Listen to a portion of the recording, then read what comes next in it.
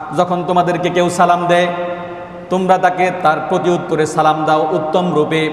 কেউ যদি তোমাকে বলে আসসালামু আলাইকুম, জবাবে বলতে হবে ওয়া আলাইকুমুস সালাম ওয়া রাহমাতুল্লাহি ওয়া বারাকাতুহু। আও রুদ্দুহা, আল্লাহ তাআলা বলেন যদি তুমি বাড়িয়ে না দিতে পারো অন্ততপক্ষে তোমাকে যেভাবে সালাম দিয়েছে অনুরূপ তাকে জবাব দাও। আসসালামু আলাইকুম কেউ বললে তার পরিবর্তে অবশ্যই তোমাকে ওয়া আলাইকুমুস সালাম বলতে হবে। এটা সুন্নাহ নয়, এটা মুস্তাহাব নয়, এটা যাকে সালাম দেওয়া হয়েছে উত্তর দেয়া ওই বান্দার জন্য ওয়াজিব হয়ে যায়। ইন্নাল্লাহা কানা আলা কুল্লি শাইইন হাসিবা, নিশ্চয় আল্লাহ রাব্বুল আলামিনের কাছে আছে সবকিছুর হিসাব। আমি চুরি করি অন্ধকারে, কেউ না দেখলেও এটা আল্লাহ দেখে। এরপরে গোপনে যে পাপগুলি করি এগুলি হয়তো দুনিয়ার মানুষ দেখে না, আল্লাহ কিন্তু দেখে। ইন্নাল্লাহা সামিউন বাসীর, আল্লাহ সবকিছু শুনে, সবকিছুই জানে, সবকিছুই দেখে। এমন কোনো বিষয় নাই যেটি আল্লাহ রাব্বুল আলামিন দেখে না। ইন্নাল্লাহা আলিমুন বিযাতিস সুদূর, মানুষের অন্তরের মধ্যে কি আছে, মানুষ ধারণা কি করে, মানুষ মনের মধ্যে কি লালন করে, সবকিছুই আল্লাহ রাব্বুল আলামিন জানে।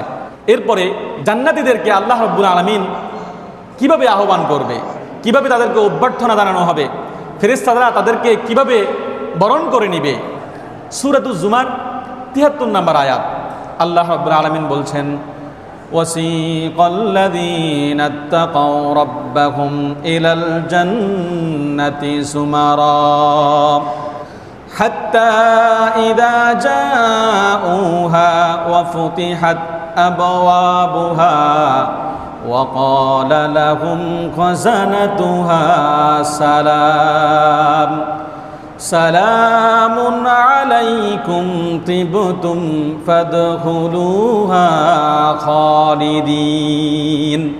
আল্লাহ তাআলা বলছেন জান্নাতীরা দলে দলে জান্নাতের দিকে যাবে। যারা আল্লাহকে দুনিয়াকে ভয় করত, আল্লাহর বিধান অনুযায়ী জীবনযাপন করত, তারা দলে দলে জান্নাতের দিকে যাবে, তাদেরকে আহ্বান করা হবে।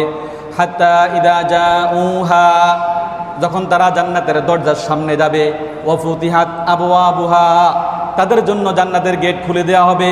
ওয়া ক্বালা লাহুম খাযানাতুহা সালাম, জান্নাতের রক্ষীরা তাদেরকে বলবে তোমাদের উপর সালাম।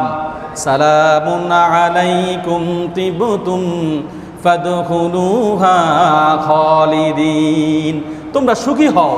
ফাদখুলুহা, জান্নাতের মধ্যে প্রবেশ করো। খালিদিন, এবং স্থায়ীভাবে এই জান্নাতে বসবাস করো। সুবহানাল্লাহি ওয়া বিহামদিহি। জান্নাতেও আমাদেরকে সালাম দেওয়া হবে।